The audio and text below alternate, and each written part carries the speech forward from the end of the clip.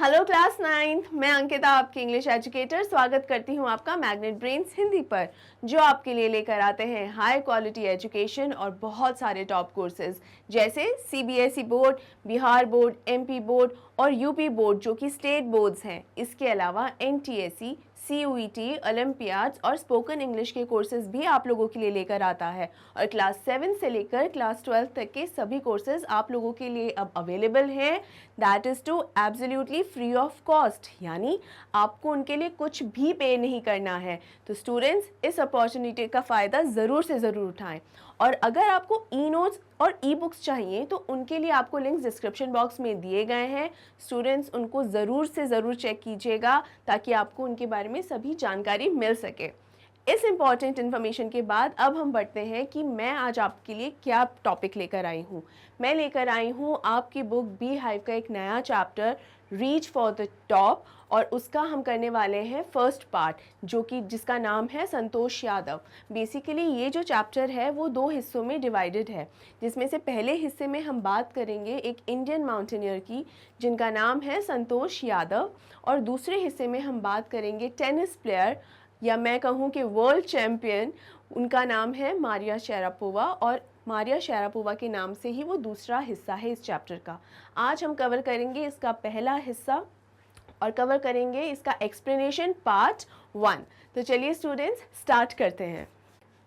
सबसे पहले हम जान लेते हैं संतोष यादव के बारे में कि ये कौन है।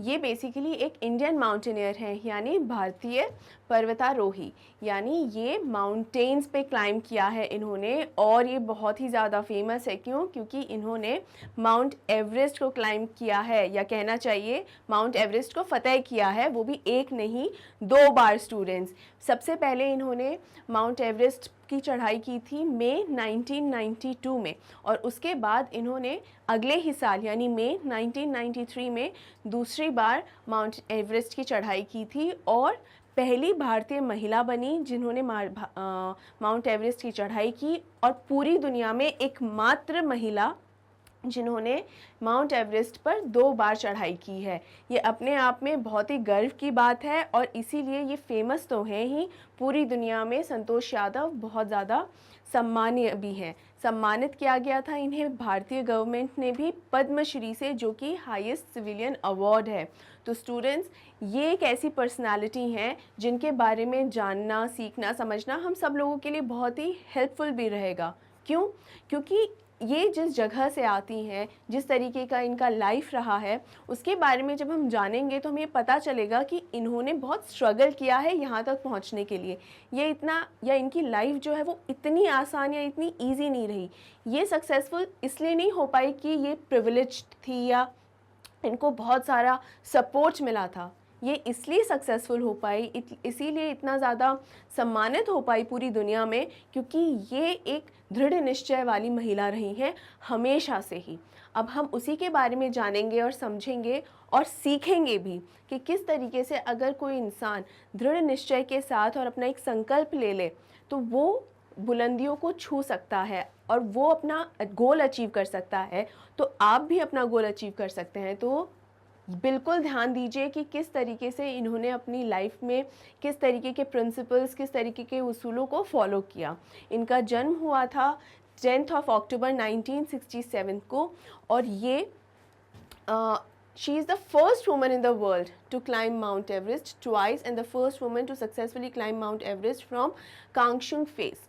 ये एक और इम्पॉर्टेंट इन्फॉर्मेशन है। देखिए, ये तो मैं आपको बता चुकी हूँ कि 2 बार ये माउंट एवरेस्ट पे इन्होंने चढ़ाई की थी, सबसे पहले 92 में, देन 93 में। लेकिन जो एक इम्पॉर्टेंट बात है वो है कि इन्होंने किस तरफ से, जैसे माउंटेन्स की अलग अलग साइड्स होती हैं, तो इन्होंने किस साइड से, कांगशुंग फेस की तरफ से, जो कि एक ईस्टर्न साइड है या one of the Tibetan sides है। यानी ये एक बहुत ही मुश्किल साइड से है। जैसे पहाड़ जो होता है वो हर तरफ से बहुत ज़्यादा मुश्किल नहीं होता, जो ये कांगशुंग फेस है, ये जो हिस्सा है माउंट एवरेस्ट का, ये साइड जो है ईस्टर्न साइड है। मैं यहाँ पर आप लोगों के लिए लिख भी देती हूँ, ईस्टर्न साइड है है और ये बताया जाता है वन ऑफ द टफेस्ट, यानी सबसे मुश्किल साइड्स में से एक है, सबसे मुश्किल सफ़र यहाँ से होता है, ठीक है। तो इस तरफ से इन्होंने चढ़ाई की थी और सक्सेसफुल भी रही। जब इन्होंने अपनी सेकंड चढ़ाई की थी 1993 में, तब वो जिस टीम के साथ गई थी, इंडो नेपालीज टीम के साथ गई थी। It was a team of some females, okay. तो इसके साथ हो गई थी और फिर से उन्होंने अपना लक्ष्य अचीव किया था। ये जितनी भी इंफॉर्मेशन स्टूडेंट्स यहाँ दी गई है ये इम्पॉर्टेंट है, आपके एग्ज़ाम में भी बिल्कुल आ सकती है। तो ये जनरल नॉलेज के लिए तो आपके लिए हेल्पफुल है ही है, मार्क्स स्कोर करने के लिए भी इम्पॉर्टेंट है। ऑलराइट, चलिए अब हम हमारा चैप्टर स्टार्ट करते हैं। ये है इसका हिंदी अनुवाद, जिसमें मैंने यही आपको बताया है कि कितने दृढ़ निश्चय की रही हैं और सबसे पहली महिला बनी, ये दुनिया की पहली महिला है जिन्होंने माउंट एवरेस्ट को 2 बार, माउंट एवरेस्ट पर चढ़ने वाली, 2 बार चढ़ने वाली पहली महिला है पूरी दुनिया में। और देखिए एक भारतीय ने ये काम कर दिखाया, तो ये हमारे लिए, पूरे भारत के लिए कितनी सम्मानजनक बात है ना। ये चैप्टर का हम स्टार्ट करते हैं। The only woman in the world who has scaled mount Everest twice was born in a society where the birth of a son was regarded as a blessing and a daughter, though not considered a curse, was not generally welcome. सबसे पहले यहाँ पर ये जो शब्द है कर्स, उसका meaning देख लेते हैं। कर्स का मतलब होता है श्राप या अभिशाप, है ना। तो इसका मतलब क्या होता है कि जिस जगह पे इन्होंने जन्म लिया था, संतोष यादव जिस जगह में, भारत में जहाँ पर जन्मी थी ना, वहाँ पर वो एक पेट्रार्कल सोसाइटी थी। अब वैसे तो भारत में पेट्रार्कल सोसाइटी ही है, मेरे ख्याल से पूरी दुनिया में ही है, लेकिन यहाँ पर बात ये हो रही है बेसिकली कि यहाँ पर अगर जिस जगह पे, जिस समाज में वो जन्मी थी, वहाँ पे जब बेटे का जन्म होता था तो बहुत ज़्यादा खुशियाँ मनाई जाती थी कि घर का वारिस आ गया है, और बहुत ज़्यादा खुशी होती थी कि बेटे का जन्म हुआ है। लेकिन बेटियों के जन्म पे उतनी ज़्यादा खुशी नहीं होती थी। हालांकि ऐसा भी नहीं था कि ये कोई अभिशाप है। यहाँ पर ये लिखा है कि दो नॉट कंसिडर्ड अ कर्स, ऐसा नहीं था कि अरे बेटी हो गई तो वो बहुत ही ज़्यादा कुछ नुकसान या गलत हो गया, तो ऐसे कोई कोसना भी, वैसा भी कुछ नहीं होता था। बट इतना ज़्यादा उसका कोई स्वागत नहीं होता था, जनरली इतना वेलकम उसका, जैसे ये जो लिखा हुआ है, वॉज नॉट जनरली वेलकम। यानी एक ऐसा समाज था जहाँ अगर बेटों का जन्म हो रहा है, अगर बेटे ने घर में जन्म लिया है, तो बहुत खुशियाँ मनाई जाएंगी, सेलिब्रेशंस होंगे, शायद पार्टी, इवेंट, फंक्शंस होंगे। लेकिन अगर बेटी का जन्म हुआ है तो उस पर अगर दुख भी नहीं मनाया जा रहा है तो कोई बहुत खुशी भी नहीं मनाई जा रही है। यानी एक लड़की का इस घर में इतना ज़्यादा स्वागत नहीं है। अगर इस लड़की की जगह लड़का आ जाता तो शायद सब ज़्यादा खुश होते। When her mother was expecting Santosh, a traveling holy man giving her his blessing, assumed that she wanted a son. इसका मतलब यहाँ पर ये है कि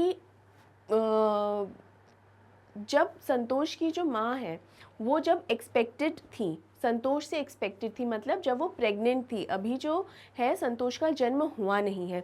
तो एक्सपेक्टिंग का मतलब ये होता है स्टूडेंट्स कि जब जो महिला होती है वो गर्भवती होती है। When a woman is expecting means when a woman is pregnant. तो जब संतोष का जन्म होने वाला था तभी एक होली मैन, अब होली मैन कौन होते हैं स्टूडेंट्स? होली मैन, अब होली मैन कौन होते हैं? ये साधु संत जो होते हैं, आपने बहुत देखा होगा, एक घर से दूसरे घर जाते हैं, काफ़ी भटकते रहते हैं, और ये भी कहा जाता है कि भविष्य भी बताने का इनमें एक क्वालिटी एक होती है कि भविष्य भी बता पाते हैं। और ये भी कहा जाता है इनके ये आशीर्वाद भी जो देते हैं वो बहुत पावरफुल होता है। तो जो एक होली मैन, यानी अगर इसका शाब्दिक अर्थ बताऊं तो पवित्र व्यक्ति, लेकिन ये पवित्र व्यक्ति का यहाँ मतलब है जो साधु या संत जो होते हैं वो। तो एक ट्रैवलिंग साधु, यानी इधर से उधर जाता हुआ, मतलब ऐसा नहीं है कि कहीं वहाँ पर कहीं रहता था आसपास में, ऐसा नहीं। ट्रैवलिंग मतलब कि कहीं से आया होगा और कहीं और जा रहा होगा। उन्होंने उसे ब्लेसिंग्स दी। ब्लेसिंग का मतलब क्या होता है स्टूडेंट्स? ब्लेसिंग का मतलब होता है आशीर्वाद, आशीर्वाद दिया। क्या आशीर्वाद दिया? Assume that she wanted a son, मतलब अज्यूम कर लिया कि उसे अपने आप से ही ये उसने समझ लिया कि इन्हें बेटा चाहिए, एक सन चाहिए. But to everyone's surprise, the unborn child's grandmother, who was standing close by, told him that they did not want a son. अब हुआ ये कि जैसे ही संतोष को देखा इस साधु ने और देखा कि वो गर्भवती है, तो उसे आशीर्वाद दिया कि पुत्री तुम्हारे घर पे पुत्र जन्म ले. यानी उसको यह आशीर्वाद दिया. अपने आप से ही उसने ये सोच लिया कि इन्हें बेटा ही चाहिए होगा. अब क्यों सोच लिया? क्योंकि ये जिस जगह पर हैं, जिस एरिया में हैं, और चूँकि पेट्रियार्कल सोसाइटी है, तो कहीं ना कहीं हमारा दिमागी जो एक विचारधारा है हमारी, वो यही है कि बेटा ज़्यादा चाहिए बेटियों से. तो इसीलिए इस साधु ने भी ये सोच लिया कि इन्हें बेटा ही चाहिए और आशीर्वाद दे दिया कि तुम्हारे पुत्र हो, तुम्हारे घर में बेटा हो. ठीक है. लेकिन जब इनकी दादी जो थी, संतोष यादव की जो दादी हैं, या ये कहें कि संतोष यादव की जो मदर है, जिनसे बात अभी हो रही थी, जिसको आशीर्वाद मिल रहा था, उनकी मदर इन लॉ, तो संतोष यादव की जो दादी हैं वहीं पर पास में ही खड़ी हुई थी. जैसे ही उन्होंने इस आशीर्वाद को सुना, तब उन्होंने सबको चौंका देने वाली एक बात कही. और क्या कहा? उन्होंने कहा कि उन्हें बेटा नहीं चाहिए. यानी उनके घर में अब ऑलरेडी उनके बेटे, काफ़ी बेटे हैं, 4 से 5 से 6, वो कितने हैं वो हमें पता चलेगा. वैसे 5 बेटे ऑलरेडी थे. यानी संतोष यादव के 5 भाई हैं. 5 भाई के बाद जब ये 6th बेबी हुआ, तो वो चाहते थे कि लड़की हो. तो ये सबके लिए एक सरप्राइजिंग बात ही थी, सबके लिए एक ना चौंका देने वाली बात थी.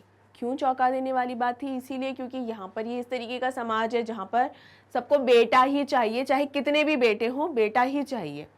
तो इसीलिए the unborn child's grandmother, who was standing close by, told him that they did not want a son. उन्हें बेटा नहीं चाहिए.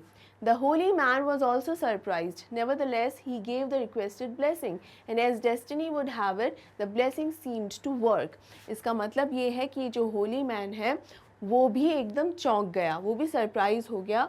और जिस तरीके की रिक्वेस्ट की गई थी ना, रिक्वेस्ट का मतलब यहाँ ये नहीं है कि कोई उनसे मिन्नतें कर रहा है कि नहीं हमें तो यही आप आशीर्वाद दें कि घर में बेटी ही हो. इस तरीके की मिन्नतें नहीं, अपनी एक ख्वाहिश बताना कि हम चाहते हैं कि इस बार तो हमारे घर में लड़की ही हो, बेटा नहीं बेटी हो. तो और इसी तरीके का जो है आशीर्वाद इस साधु ने उन्हें दे दिया. और जैसे कि पूरी कायनात ही, ऐसा कहते हैं ना कि अगर शिद्दत से चाहो तो पूरी कायनात लग जाती है आपको वो चीज़ देने में, तो यही शायद ऐसा यहाँ पर हुआ कि वाकई में इनके परिवार में बहुत ज़्यादा चाह रहे थे कि इनके घर में एक बेटी ही हो, और इसीलिए वो आशीर्वाद भी काम कर गया. और क्या हुआ? संतोष वॉज बॉर्न, यानी संतोष का जन्म हुआ. Santosh was born the 6th child in a family with 5 sons. यानी इस परिवार में पहले ही संतोष के 5 भाई थे, 5 बेटे हैं इस परिवार में, और जो 6th बेबी हुआ वो एक बेटी हुई, जिसका नाम इन्होंने क्या रखा? संतोष. A sister to 5 brothers. She was born in the small village of Joniyawas of Rewari district in Haryana. अब यहाँ का ये, इसका मतलब ये है कि जोनियावास जो है ये एक डिस्ट्रिक्ट है हरियाणा में. अब हरियाणा प्रांत, जैसे मैंने आपको बताया कि इस जगह की बात हो रही है, कैसे, मैं आपके लिए हिंदी अनुवाद भी लगा देती हूँ, आपके लिए और भी ज़्यादा हेल्पफुल होगा उसे समझना. यहाँ पे हरियाणा एरिया में जो है वो यही है कि बेटों को ज़्यादा मान सम्मान, या बेटे हों, पुत्र हों, घर में बेटे हों, तो वो ज़्यादा इच्छा जताई जाती है. लेकिन यहाँ पे इस प्रथा के विपरीत एकदम ये लोग ये चाहते थे कि घर में अब बेटी हो, क्योंकि पहले से ही 5 बेटे हैं, तो एक बेटी की इच्छा थी, और वो इच्छा अब पूरी भी हो गई थी. और जब ये छठा बेबी घर में आया, तो वो संतोष जो बेटी है, बेटी हुई, और उनका नाम रखा गया संतोष. और उनका जन्म हरियाणा के रेवाड़ी ज़िले के जोनियावास के छोटे से गांव में हुआ था. जैसे हरियाणा का एक डिस्ट्रिक्ट है जिसका नाम है रेवाड़ी, ये काफ़ी मशहूर और काफ़ी नामी जगह है, मतलब लोग इसको काफ़ी जानते हैं, पहचानते हैं. और रेवाड़ी ज़िले का एक गांव है जिसका नाम है जोनियावास, वहाँ पे एक छोटे से गांव में इनका जन्म हुआ था. तो स्टूडेंट, संतोष यादव के बारे में जब भी बात आती है, देखिए इन्होंने इतनी ज़्यादा सक्सेस पाई दुनिया में, इतना ज़्यादा इनको इतना मान सम्मान मिला है, तो इसीलिए ये पता होना बहुत ज़रूरी है कि ये कहाँ से आती हैं, क्योंकि इनके इतना मान सम्मान और इतना मशहूर हो जाने के बाद ये जो जोनियावास है ना, ये भी काफ़ी मशहूर हो गया और लोग इसका नाम जानते हैं, तो आपको तो पता होना ही होना चाहिए, राइट। तो जोनियावास ये नाम अच्छे से याद रख लिए। गांव है जोनियावास, पूरा एड्रेस दिया हुआ है, देखिए नाम है जोनियावास, गांव का नाम है, ज़िले का नाम है रेवाड़ी डिस्ट्रिक्ट और हरियाणा स्टेट। ओके, चलिए आगे बढ़ते हैं। The girl was given the name Santosh which means contentment. अब देखिए संतोष का मतलब क्या होता है इंग्लिश में, इसे कहते हैं कंटेंटमेंट, यानी एकदम संतुष्टि, एकदम संतुष्ट हो जाना, किसी चीज़ से सेटिस्फाइड हो जाना, तो यही इनका नाम का मतलब है। But Santosh was not always content with her place in a traditional way of life. अब जिस तरीके के समाज में इनका जन्म हुआ था, है ना, जिस तरीके के माहौल में ये थी, तो ऐसा कोई ख़राब माहौल नहीं था, लेकिन बहुत ही ज़्यादा ट्रेडिशनल था, यानी काफ़ी सोच विचार के हिसाब से अगर बात की जाए तो काफ़ी पुरानी सोच के, पुरानी ख्यालात के लोग थे यहाँ पर, इस और उन्हीं लोगों से ये घिरी रहती थी, तो कहीं ना कहीं इन्हें इस चीज़ से संतोष नहीं था, तो ये बिल्कुल अपने नाम के विपरीत थी। तो संतोष का मतलब होता है एकदम संतुष्टि, कंटेंटमेंट, लेकिन अंदर से वो कभी भी कंटेंट या सेटिस्फाइड या संतुष्ट नहीं रहती थी, क्योंकि उनका हमेशा से जो एक रवैया रहा है वो हमेशा एक प्रश्नवाचक रवैया रहा है। प्रश्नवाचक ऐसे, वो हमेशा क्वेश्चंस करती थी कि अगर कुछ ऐसे हो रहा है तो क्यों हो रहा है, और कहीं ना कहीं इसी आदत की वजह से और उनकी इसी रवैये की वजह से भी वो इतनी सक्सेसफुल बनी थी। उनकी अपनी एक सोच थी, यानी जो वो आसपास होते हुए देख रही हैं उसको बस आंख मूंद कर मानने लग गई कि हाँ अच्छा ये ऐसे होता है या वो वैसे होता है। अब वो क्या क्या होता है वो तो पता चलेगा, जैसे एजुकेशन को लेकर यहाँ पर एक धारणा है इस जगह पे जहाँ पर इनका जन्म हुआ, और कब शादी हो जानी चाहिए बच्चों की, उस हिसाब से। तो ये जो प्रथाएं चली आ रही हैं, उन सभी प्रथाओं को संतोष ने जो है आंख मूंद कर नहीं माना। उनके अपने खुद की विचारधाराएं थी, उनके अपने खुद के कुछ सपने थे और उनकी प्रायोरिटीज़ थी, प्राथमिकताएं थी, जिन्हें वो बखूबी समझती थी। तो इसीलिए उनका ये एक आचरण ही ये बन गया था कि मैं अपना मान सम्मान पाना चाहती हूँ। तो उनके अंदर शुरू से ही सेल्फ रिस्पेक्ट था, खुद को लेके एक हमेशा से ही एक सम्मान रहा है उनकी नज़र में उनका, कि मैं जो ये हमेशा से जो चलता आया है ना, उसको नहीं स्वीकार करूँगी, मेरी एक मुझे पहचान बनानी है, अपनी खुद की एक आइडेंटिटी बनानी है। She began living life on her own terms from the start. Where other girls wore traditional Indian dresses, Santosh preferred shorts.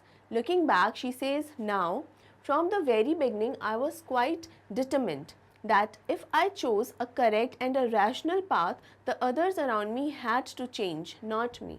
अब देखिए यहाँ इन्होंने कितनी बढ़िया बात कही है। यहाँ वही समझा रही हैं कि उन्होंने अपनी लाइफ जो है शुरू से ही अपनी शर्तों पर जी है।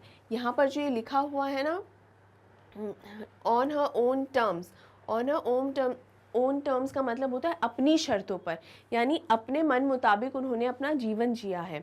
ऐसा नहीं कि किसी ने कुछ कह दिया और आंख मूंद कर बस उनकी बात मानने लग गई। मतलब शुरू से ही थोड़ा सा रिबेलियस रही हैं वो। रिबेलियस का मतलब बागी।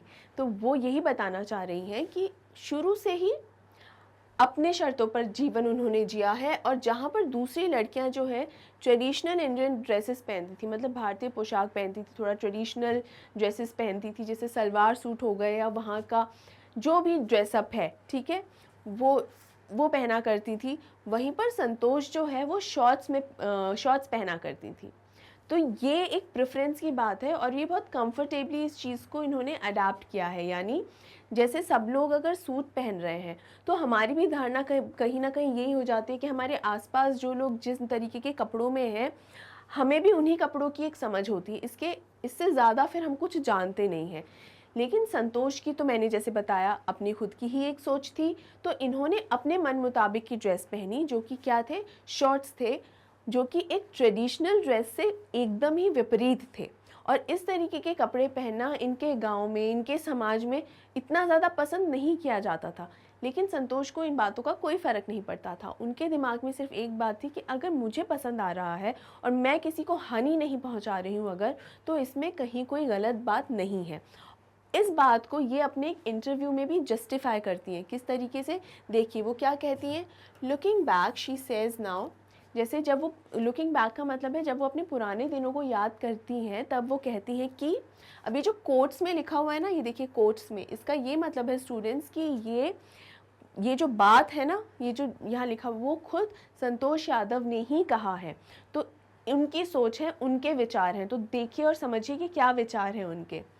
From the very beginning, I was quite determined that if I chose a correct and a rational path, the others around me had to change, not me. इसका ये मतलब है कि अगर मैं शुरुआत से ही गौर करूं, शुरुआत से ही देखूं, तो मैं हमेशा से डिटरमिनेंट रही हूँ। डिटरमिनेंट का मतलब क्या होता है, हमेशा मैं एक दृढ़ निश्चय वाली रही हूँ। मुझे मालूम है, मेरा एक फोकस है, मेरा एक संकल्प है और मुझे मालूम है कि मुझे क्या चाहिए। और मैं अगर कोई चीज़ सोच लेती हूँ, अगर मैं कोई चीज़ एकदम ठान लेती हूँ, तो मैं उसको करके छोड़ती हूँ। मतलब इनका एकदम दृढ़ निश्चय है। अगर दृढ़ निश्चय कर लें कि मुझे मेरे एग्ज़ाम्स में मार्क्स अच्छे लाने ही हैं और फिर उस रास्ते पर चले भी, तो उसे ही कहेंगे दृढ़ निश्चयी होना। डिटरमिनेंट का मतलब वही होता है, दृढ़ निश्चयी। तो वो हमेशा से वो अपने बारे में ही बोलती हैं कि आज अगर मैं सोचती हूँ तो मुझे समझ में आता है कि मैं शुरू से ही दृढ़ निश्चयी रही हूँ कि, और मेरा ये मानना रहा है हमेशा से कि if I chose a correct and a rational path, मतलब अगर मैंने एक सही और मीनिंगफुल, रैशनल का बेसिकली मतलब होता है एक मीनिंगफुल सेंसिबल बात, ठीक है। तो यहाँ इनका कहना है कि अगर मैंने एक सही रास्ता चुना है और एक ऐसे रास्ते का चुनाव करा है जिसका अर्थ है, ऐसा नहीं एक अर्थहीन रास्ता चुन लिया कि कुछ भी मैं अपनी मर्ज़ी से कुछ भी कर रही हूँ तो कुछ भी करूँगी, ऐसा नहीं। मीनिंगफुल, अगर मैं कोई भी ऐसा काम करती हूँ जो कि सही है और जिसका कोई अर्थ है, तो मेरे आसपास जो लोग हैं उन्हें बदलना होगा, मुझे नहीं। The others around me had to change, not me. Students, ये बहुत ही एक इम्पॉर्टेंट बात है और बहुत ही सही बात है कि अगर आपने कोई रास्ता चुना है, अगर आपने किसी चीज़ का संकल्प लिया है या आपने कोई भी डिसीजन लिया है कि मुझे ये करना है, तो आपको ये पता होना चाहिए कि वो सिर्फ आप अपनी ज़िद में कर रहे हैं कि बस आपको किसी दूसरे की बात काटनी है, बस इसलिए आप वो काम कर रहे हैं, या वाकई में वो सही है। आपका पूरा भरोसा होना चाहिए आप जो काम कर रहे हैं। अगर आपका भरोसा ये है कि आप जो कर रहे हैं वो सही भी है, वो सिर्फ ज़िद नहीं है, सही काम कर रहे हैं, और आपको ये भी पता है कि इसका बहुत अर्थ है, जो आप कर रहे हैं वो मीनिंगफुल है, उसका अर्थ है, यानी वो रैशनल है, तो आप बिल्कुल उस काम को करो। हो सकता है बहुत से लोगों के खिलाफ में भी आपको जाना पड़े, लेकिन जब आप इस तरीके का कोई भी काम करते हैं ना, तभी एक बदलाव आता है और एक अच्छा सुधार आता है समाज में भी। यही काम संतोष यादव ने किया और इसका रिजल्ट ये होता है कि हमारे आसपास के जो लोग होते हैं ना, जिनकी गलत सोच है, जिनके विचार अलग है या गलत है सही बताऊं तो, या बहुत ही पुराने ख्याल हैं, उन्हें बदलना होता है, आपको बदलने की उसमें ज़रूरत नहीं है। तो बात ये होती है यहाँ पे कि आपको अगर मालूम है आप जो कर रहे हैं वो सही है, मीनिंगफुल है और सिर्फ ज़िद नहीं है, तो आपको वो काम करना चाहिए।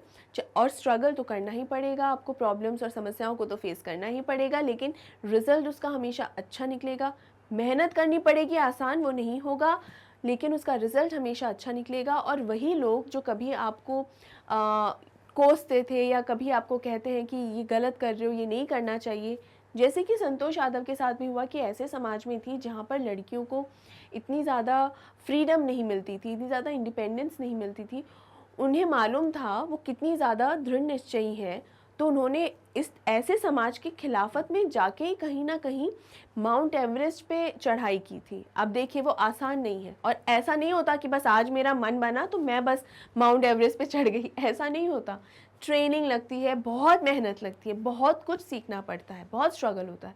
वो सब इन्होंने किया जिसके बारे में हम आगे जानेंगे। तो ये सब उन्होंने किया, और जब वो जीती और जब उन्हें पद्मश्री मिला, तो यही समाज जो कभी बोलता था कि ये ठीक नहीं है, ये जो कर रही है लड़की है और ये जो कर रही है वो गलत है, वही समाज उन्हें एक सम्मानीय दृष्टि से देखने लग गया। लेकिन ज़रूरी ये है कि आप जो काम कर रहे हैं उस पर आपका भरोसा पूरा होना चाहिए, फिर से एक बात समझा रही हूँ आप सभी को स्टूडेंट्स कि ज़िद के चक्कर में वो काम नहीं करना चाहिए कि मैंने ज़िद कर ली है कि मुझे उनके खिलाफत में करना है या इन्होंने मुझे कोई काम करने के लिए मना कर दिया तो अब तुम्हें ज़रूरी करना है मुझे। नहीं, ये नहीं होना चाहिए। आपका उसमें विश्वास होना चाहिए, आपका उस बात में भरोसा होना चाहिए। ये एक बहुत ही मीनिंगफुल बात है स्टूडेंट्स। अगर आपके सिलेबस में ये चैप्टर है तो देखिए किसी वजह से ही होगा ना। इस ऐसा तो नहीं है कि हाँ बस ऐसे ही कोई चैप्टर बस लेकर आ गए। ये सब चैप्टर्स और ये सारी बातें इसलिए हैं आपके सिलेबस में, आपके कोर्स में, ताकि आपका भी एक इसमें डेवलपमेंट हो, एक मेंटल ग्रोथ हो और आपको भी एक अंडरस्टैंडिंग मिले। तो प्लीज़ इसे बहुत अच्छे से समझिएगा। ये इसका हिंदी अनुवाद है जिसमें यही समझाया गया है आपको कि किस तरीके से अगर आप एक बार दृढ़ निश्चय कर लें, और संतोष यादव ने खुद अपने ही शब्दों में समझाया कि एक बार आप अगर ये संकल्प ले लें और दृढ़ निश्चय कर लें कि आप जो काम कर रहे हैं वो सही है और उस पर अपने आप को जारी रखें और पूरा उसमें मेहनत दें, अपना 100% अगर दें, तो आपके आसपास के लोगों को बदलना होता है और वो बदलते हैं। आपको उसमें बदलने की ज़रूरत नहीं है। चलिए अब आगे बढ़ते हैं। Santosh's parents were affluent landowners who could afford to send their children to the best schools, even to the country's capital, New Delhi, which was quite close by. अब यहाँ बेसिकली किस बारे में हम जानेंगे? यहाँ जानेंगे हम संतोष यादव का जो एक सफ़र रहा है, जो जर्नी रही है। तो कुछ थ्रू आउट जर्नी नहीं, जो मेन इंसिडेंट्स हैं या मेन ऐसी बातें, मेन ऐसे पॉइंट्स जिनसे आपको पता चले कि वो वाकई में कितनी डिटरमिन्ड रही हैं। देखिए, डिटरमिन्ड का मतलब मैं आपको अच्छे से समझा चुकी हूँ। अब हमारा क्या पर्पस होगा?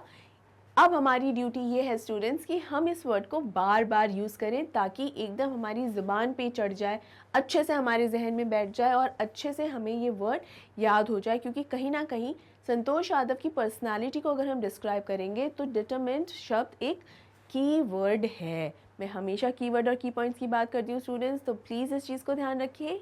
डिटरमिन्ड संतोष यादव की पर्सनालिटी को बताने के लिए एक कीवर्ड है। ऑलराइट, तो जैसे संतोष यादव कितनी डिटरमिन्ड रही हैं, कहाँ कहाँ उन्होंने किस तरीके से स्ट्रगल करा है, वो सब अब हम अलग अलग मौक़ों पे कि उन्होंने कब कहाँ जिस तरीके की समस्या आई उस मौके पर उन्होंने किस तरीके से उसका सामना किया, कैसे उसका सलूशन किया, वो सब अब हम जानेंगे। अब यहाँ चलता है कि जो संतोष के माता पिता हैं वो काफ़ी अफ्लुएंट लैंड ओनर्स रहे हैं। लैंड ओनर्स कौन होते हैं? लैंड ओनर्स होते हैं ज़मींदार, ओके। और अफ्लुएंट कौन होते हैं? अफ्लुएंट वो लोग होते हैं जिनके पास पैसे की कमी नहीं होती, या कहना चाहिए well to do family. Well to do family मतलब फाइनेंशियली स्ट्रॉन्ग या आर्थिक रूप से काफ़ी अच्छे होना। तो इनकी आर्थिक कंडीशन काफ़ी अच्छी थी, फिनेंशियल कंडीशन में कोई प्रॉब्लम नहीं थी, अच्छे भले कमाते थे। Who could afford to send their children to the best schools, मतलब उनके पास इतना अच्छा खासा पैसा था कि वो अपने बच्चों को बढ़िया से बढ़िया स्कूल में भेज सकते थे। यानी कहाँ भी भेज सकते थे? देश की राजधानी जो है न्यू दिल्ली भी भेज सकते थे, मतलब दिल्ली भी भेज सकते थे वहाँ के स्कूल्स में। अब वहाँ के स्कूल्स में अगर आप देखें तो महंगे होते हैं, फ़ीस बहुत अच्छी होती है, और इस फैमिली में 6 बच्चे हैं। तो अगर वो 6 बच्चे की ट्यूशन फ़ीस अगर अफोर्ड कर सकते थे तो आप सोच लीजिए कि फिनेंशियली तो वो अच्छे ही थे। But in line with the prevailing custom in the family, Santosh had to make do with the local village school. अब इसका क्या मतलब है? सबसे पहले तो इन लाइन विथ का मतलब समझिए फॉलोइंग और इन अकॉर्डेंस विद। इसका ये मतलब होता है स्टूडेंट्स कि जो एक धारणा शुरू से बनी आई है ना, जो रीत एक चली आई है, उसी रीत को निभाते हुए, ये इसका मतलब है। The prevailing customs in the family. Prevailing customs in the family का क्या मतलब है कि जो शुरू से जो कस्टम्स हैं, शुरू से ही हमेशा से, और जो बहुत ही स्ट्रॉन्गली चले आ रहे कस्टम्स हैं, कस्टम्स या एक तरीके से कह लें रूल ही मान लें, और कस्टम्स बेसिकली होते हैं ट्रेडिशंस। तो शुरू से ही जो नियम कायदे चले आ रहे हैं बहुत ही दृढ़ता से, वो भी बहुत कि हम ये बात तो कभी नहीं करेंगे, ये चीज़ तो हम कभी स्वीकार नहीं करेंगे, इस तरीके से। तो ये ऐसा कुछ यहाँ पर है कि भले ही इस फैमिली के पास काफ़ी अच्छे पैसे हैं, आर्थिक रूप से काफ़ी मजबूत हैं, उसके बावजूद भी शुरू से एक ये प्रथा रही है कि बच्चों को बाहर नहीं भेजना है, और लड़कियों को तो बिल्कुल ही बाहर पढ़ने के लिए नहीं भेजना है। तो क्योंकि गलत है, सही नहीं है, क्यों पढ़ने के लिए बाहर भेजना है। तो यहाँ पर ये शुरू से ही ये धारणा एक बनी रही है और इसी वजह से संतोष को भी पढ़ने के लिए बाहर एक अच्छे स्कूल में नहीं भेजा गया।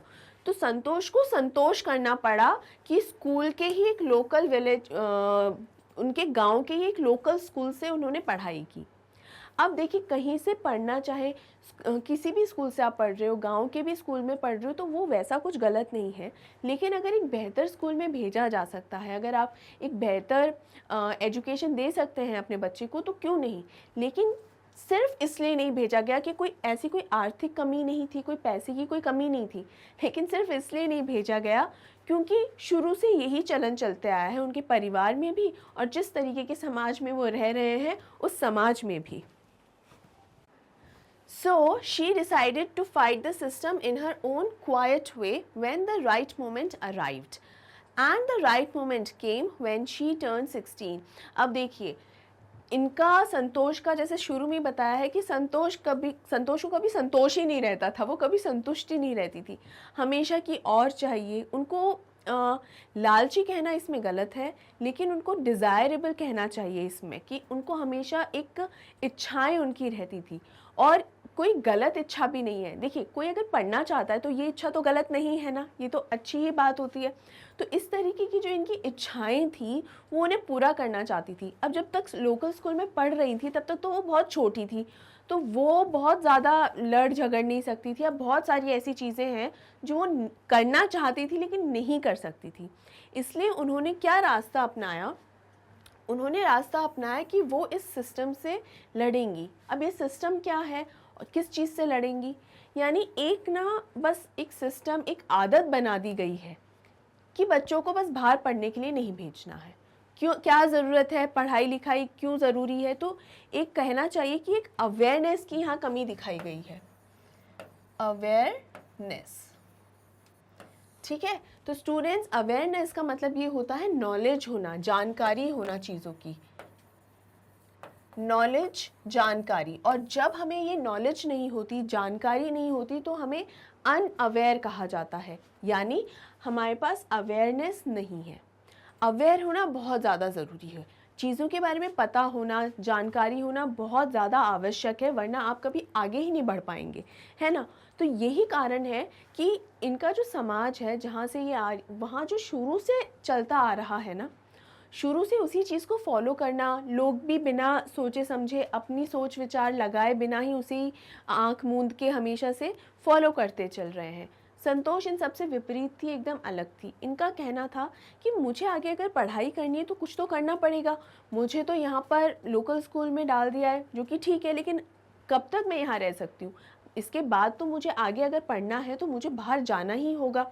लेकिन उसके लिए अब मैं क्या ही कर सकती हूँ, किससे लड़ूँ, किससे कहूँ, क्या करूँ।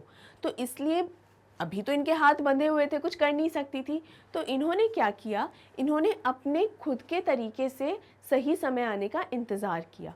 और सही समय तब आया जब वो 16 वर्ष की हुई, यानी व्हेन शी टर्न 16। जब वो 16 साल की हुई तब, क्योंकि उनकी एज अब इतनी थी कि वो मैच्योर हो रही थी, समझदार हो रही थी, और अब वो एक डिसीजन लेने लायक भी हो चुकी थी। अब उन्होंने अपना ये जो इंतज़ार है, या उनकी ये जो एक कहना चाहिए कि जिस तरीके से उन्होंने सोचा कि मैं इस सिस्टम में बदलाव लेकर आऊँगी, या ये जो प्रथा चलती आई है ना, बच्चों को बाहर नहीं भेजना है, इस चीज़ से, इस सोच के साथ मैं लड़ूंगी। सिस्टम कहीं ना कहीं सोच की ही उपज है, मैं इस सोच के साथ लड़ूंगी। और उन्होंने लड़ाई कैसे की, कोई वैसे झगड़ा नहीं किया, इन्होंने लड़ाई की अपने क्वाइट वे में, क्वाइट वे यानी एकदम शांत मिजाज में, किसी से कुछ कहा नहीं, चुपचाप अपनी पढ़ाई करती रही। और जब वो 16 वर्ष की हुई तब उन्होंने एक निर्णय लिया। क्या निर्णय लिया उन्होंने? At 16, most of the girls in her village used to get married. Santosh was also under pressure from her parents to do the same. अब इस समय हो क्या रहा था, वो जिस गांव से थी ना, वहाँ पर जैसे ही लड़कियाँ 16 साल की होती थी तो 16 साल तक तो, इनफैक्ट उससे पहले भी 13, 14, 15 साल की एज में ही लड़कियों की शादी करा दी जाती थी।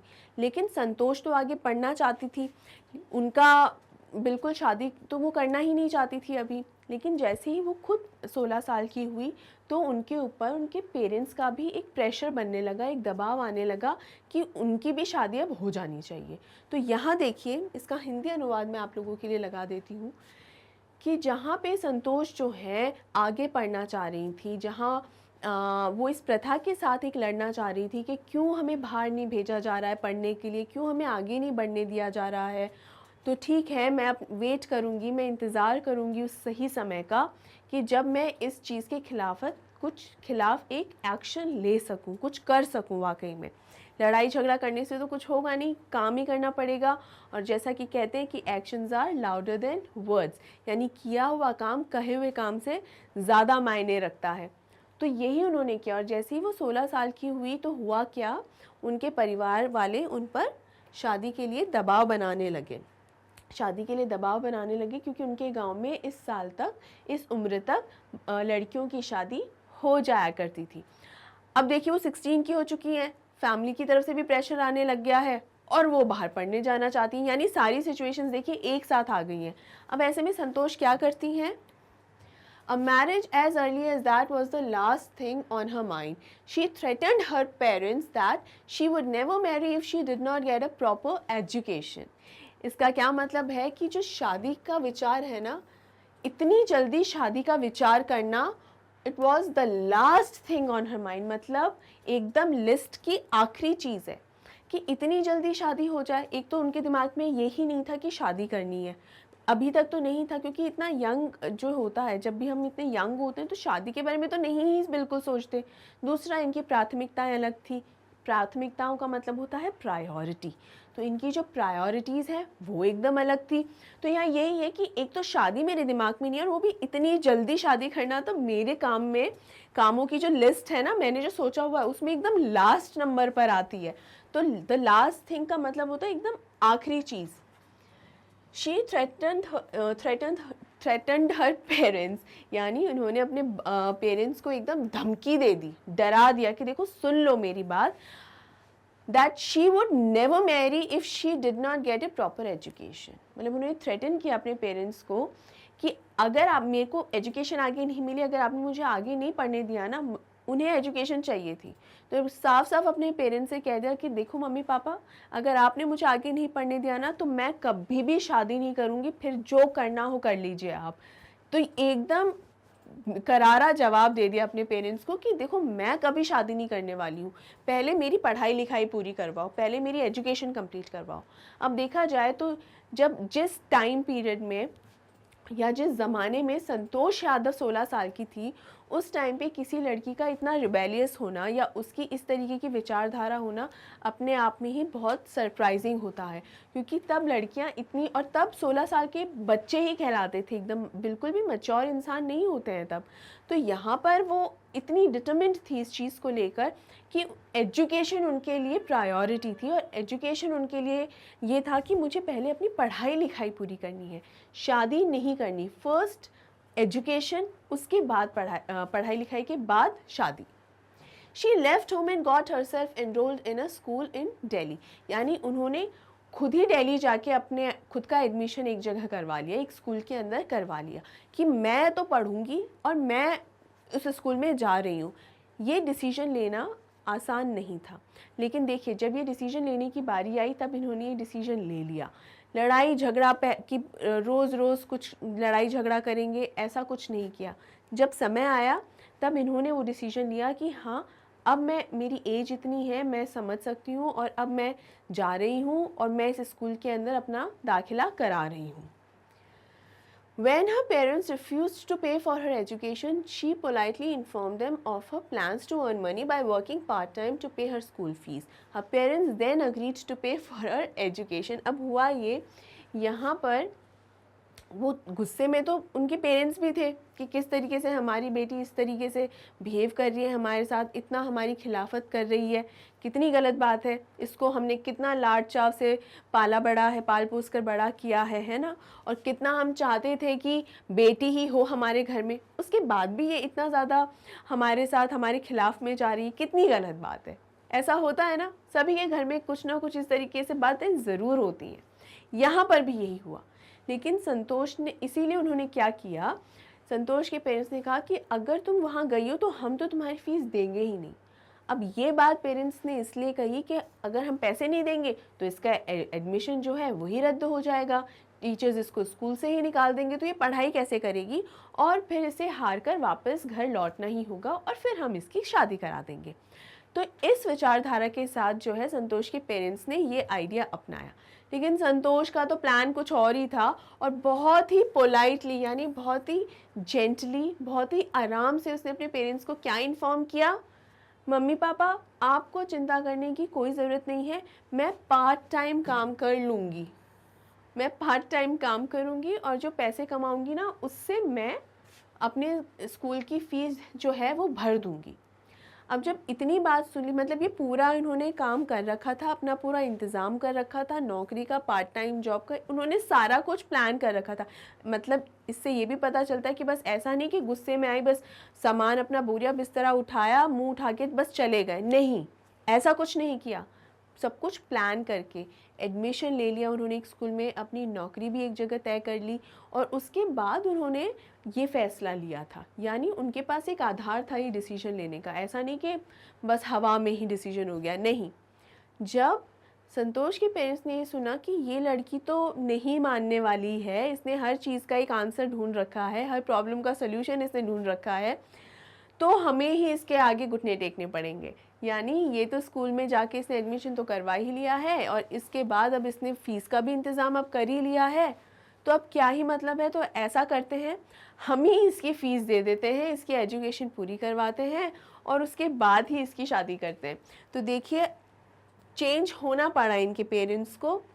ये इसका हिंदी अनुवाद आपके लिए लगा देती हूँ। तो संतोष यादव के पेरेंट्स को यहाँ कहीं ना कहीं इनके आगे घुटने टेकने पड़े। अब हो सकता है उस समय पे संतोष यादव के पेरेंट्स को बहुत ज़्यादा बुरा भी लगा हो, बहुत ज़्यादा गुस्सा भी आया हो, वो बहुत सारे इमोशंस से उस वक्त गुजरे होंगे, बहुत ज़्यादा उनमें भाव आए होंगे, है ना। लेकिन पढ़ाई करने की जो ज़िद थी, क्या वो गलत है? नहीं, वो गलत नहीं है। पढ़ाई करना, आगे बढ़ना, ये कभी भी ज़िद गलत नहीं होती। ये अगर इस चीज़ का कोई दृढ़ निश्चय कर रहा है कि मुझे पढ़ाई करनी है, आगे बढ़ना है, तो वो कभी गलत नहीं हो सकता, क्योंकि वो अपनी पढ़ाई को लेकर ईमानदार भी थी। वो बस ऐसा नहीं कि हाँ बस स्कूल जाना है, बैठना है और टीचर क्या कह रही है वो सुन ही नहीं रहे, ऐसा नहीं। पढ़ाई करने का बेसिकली मतलब है सीखना चाहती थी, इसीलिए वो आगे बढ़ना चाहती थी। दूसरा, वो ये समझती थी कि शिक्षा का क्या महत्व है, उनमें एक अवेयरनेस थी और उनके अंदर ये अवेयरनेस इसीलिए आई क्योंकि उनके पास अपनी खुद की एक सोच थी। दूसरों की बात बस आंख मूंद करके मान ली, ये उनका रवैया था ही नहीं, ठीक है। तो ये कहीं ना कहीं एक कारण है जिसकी वजह से वो आज इतनी ज़्यादा सक्सेसफुल भी हैं, इतनी ज़्यादा सम्मानित है पूरी दुनिया में। तो ये कारण रहा। अब आज के दिन ज़रूर इनके पेरेंट्स, जब इन्होंने इतना सम्मान पाया, उस समय ज़रूर इनके पेरेंट्स ने ये सोचा होगा कि अच्छा ही हुआ कि संतोष ने उस समय हमारी बात ना मान के आगे बढ़ी और एक सही रास्ते पे बढ़ती चली गई। आगे बढ़ते हैं स्टूडेंट्स, और यहाँ पे हमारा जो है वो पार्ट 1 जो है इस एक्सप्लेनेशन का वो एंड होता है। अब यहाँ आगे जो है क्या होता है वो हम देखेंगे हमारे सेकंड पार्ट में। इस एक्सप्लेनेशन का जो पार्ट 2 है उसमें हम जानेंगे कि जब इनकी पढ़ाई की बात आई तो किस तरीके से इनकी हायर एजुकेशन से ये मुड़ गई माउंटेनियरिंग की तरफ, किस तरीके से इनका इंटरेस्ट इस एक्टिविटी में जागा, क्या हुआ, किस तरीके से इन्होंने मेहनत की और किस तरीके से ये एक पहली भारतीय महिला बनी जो माउंट एवरेस्ट पे चढ़ी और पहली महिला बनी जो पूरी दुनिया में पहली महिला जो माउंट एवरेस्ट पर 2 बार चढ़ाई कर चुकी हैं। इस बारे में हम जानेंगे हमारे एक्सप्लेनेशन पार्ट 2 में स्टूडेंट्स, तो मिस मत कीजिएगा। और अगर इस एक्सप्लेनेशन पार्ट 1 में भी अगर कहीं कोई भी डाउट आया है तो बिल्कुल कमेंट सेक्शन में कमेंट कर पूछिएगा। और अब मैं आपको ये बता देती हूँ कि magnet brains high quality education के साथ साथ आपको प्रोवाइड करवाता है ये सभी टॉप कोर्सेज जो कि हैं CBSE बोर्ड, इसके साथ साथ state boards, UP, MP, Bihar boards जो हैं, और स्पोकन इंग्लिश क्लासेस, NTSE और CUET और ओलंपियाड्स, ये सभी जो टॉप कोर्सेज हैं आपके लिए अवेलेबल हैं। और क्लास 7 से लेकर क्लास 12 तक के सभी कोर्स आप लोगों के लिए अवेलेबल हैं। सबसे अच्छी बात है, एकदम फ्री ऑफ कॉस्ट अवेलेबल है, यानी आपको कुछ भी इसका पे नहीं करना। तो स्टूडेंट्स, इस अपॉर्चुनिटी को प्लीज़ अपने हाथ से मिस मत कर होने दीजिए।